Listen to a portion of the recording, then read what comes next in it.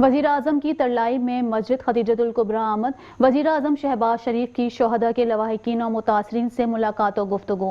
اون عباس کے ورثاء کے لیے 1 کروڑ، واقعے میں شہید ہونے والے دیگر افراد کے لیے 50 لاکھ روپے امداد کا اعلان۔ کہا ہم سب کے دل دکھی ہیں، دہشت گردی کی جتنی مذمت کی جائے کم ہے۔ دہشت گردوں کا کوئی دین ہے نہ کوئی مذہب۔ اون عباس کی قربانی رائے گاہ نہیں جائے گی، یہ مسلمانوں میں تفریق پیدا کرنے کی ناپاک سازش تھی۔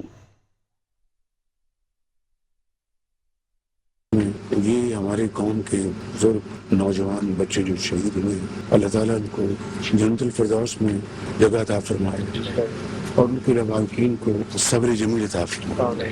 میں سمجھتا ہوں کہ اون عباس نوجوان نے جو اس کا ساری جو تفصیل سامنے آئی ہے، اس نے اس کو باقاعدہ دہشت گرد کو روکنے کے لیے پوری طرح جپا ڈالا اور اس کی جو قربانی ہے، میں سمجھتا ہوں کہ پوری قوم اس کو ہمیں سنہرے عروج میں یاد رکھے اور یہ قربانیاں رائے گاہ نہیں جائیں گی۔ اور یہ جو ناپاک سازش تھی مسلمانوں میں تفریق پیدا کرنے کی اور ان کے اتحاد کو ضرب لگانے کے لیے، یہ ناپاک کوشش مکمل طور پر دفن ہو گئی ہے۔